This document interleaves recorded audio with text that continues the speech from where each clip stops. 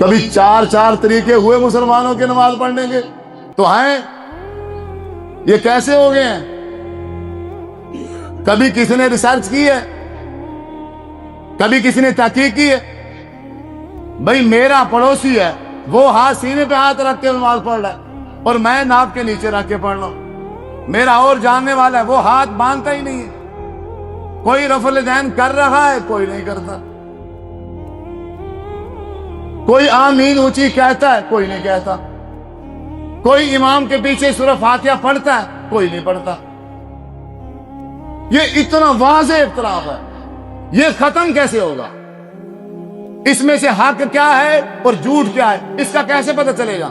ہاں، قرآن نے اصول سمجھایا ہے، قرآن نے طریقہ بتایا ہے۔ اگر کسی میرے مسلمان بھائی کی یہ خواہش ہے کہ میں آپ صلی اللہ علیہ وسلم کا طریقہ اپناؤں، میرا ہر عمل وہ چھوٹا ہے یا بڑا ہے میرے نبی صلی اللہ علیہ وسلم کے طریقے کے مطابق ہو جائے، تو قرآن نے طریقہ بتایا ہے۔ چوتھا پارہ ہے، اللہ تعالیٰ فرماتے ہیں یا ایھا الذین آمنوا اطیعوا اللہ واطیعوا الرسول، اللہ اور اس کے رسول کی کیا کرو؟ اطاعت۔ اب میں آ گیا سٹیج پہ اور میں کہہ رہا ہوں اللہ اور اس کے رسول کی اطاعت کیا ہے؟ سینے پہ ہاتھ باندھو، مثال دے۔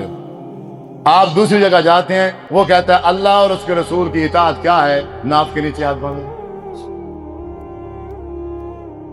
اختلاف ہو گیا۔ اللہ فرماتا فَإِن تَنَازَعْتُمْ فِي شَيْءٍ، جب بھی کسی مسئلے میں اختلاف ہو جائے فَرُدُّوهُ إِلَى اللَّهِ وَالرَّسُولِ، آپ اس بات کو، اس مسئلے کو قرآن مجید کھولو، قرآن پہ پیش کرو۔ جس کی بات قرآن سے مل جائے وہ سچا، وہ بات سچی، دوسری بات چھوڑو۔ جب اختلاف ہو جائے فَرُدُّوهُ إِلَى اللَّهِ وَالرَّسُولِ، اب رسول تو ہے نہیں، رسول کا فرمان موجود ہے، رسول کا فرمان موجود ہے، آپ اس مسئلے کو حدیث پہ پیش کرو۔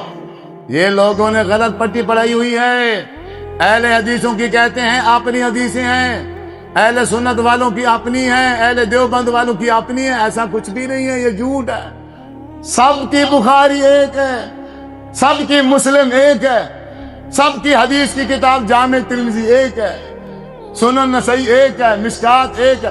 کوئی بھی حدیث کی کتاب ایسی نہیں ہے جو اہل حدیث کی اور ہو اور دوسرے فرقوں والے کی اور۔ اور مزے کی بات، ان تمام مکاتب فکر کے مدرسوں میں یہ ساری حدیث کی کتابیں پڑھائی جاتی ہیں، بخاری، مسلم، ابو داؤد، نسائی، ابن ماجہ، اور ان تمام حدیث کی کتابوں میں نماز کا صرف ایک طریقہ لکھا ہوا ہے۔ پتہ نہیں یہ 8 سال کیا پڑھتے ہیں؟ ایک بندے نے، ایک سٹوڈنٹ نے 8 سال کا کورس کیا ہے، نماز اس کو نہیں مل سکی، نماز اس کی حضور کے طریقے کے خلاف۔ اس سے بڑی کوئی گمراہی ہو سکتی ہے؟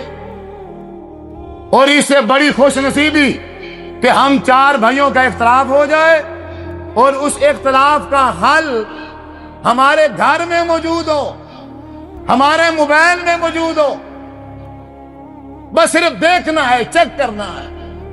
ہاتھ اللہ کے رسول نے سینے پہ باندھے ہیں یا ناف کے نیچے باندھے؟ حدیث دیکھنی ہے، حدیث کھولنی ہے، پتہ چل جائے گا دودھ کا دودھ، پانی کا پانی ہو جائے۔ آپ نے رفع الیدین کیا ہے یا نہیں کیا؟ حدیث دیکھنی ہے صرف، بس، اور کچھ نہیں۔